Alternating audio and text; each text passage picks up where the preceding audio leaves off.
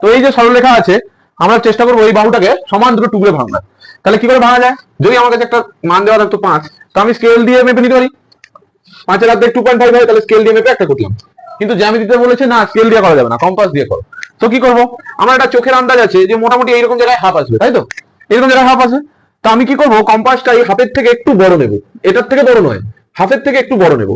তাহলে আমি এইখানে কম্পাস বসাবো এই বিন্দুতে, এবং এই হাফটার থেকে একটু বড় নিলাম, মানে এখান অব্দি নিলাম, ধরে নিলাম।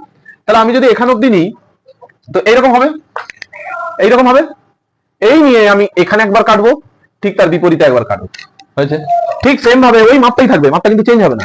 সেম মাপটা নিয়ে আমি এইখানে বসাবো এবং বসিয়ে এখানে কাটবো এবং এখানে কাটবো, হয়েছে। যখন এই কাটলাম, এবার আমি স্কেল বসাতে পারবো। এই দুটো বিন্দু সমান করে স্কেল বসিয়ে লাইন টেনে দেবো।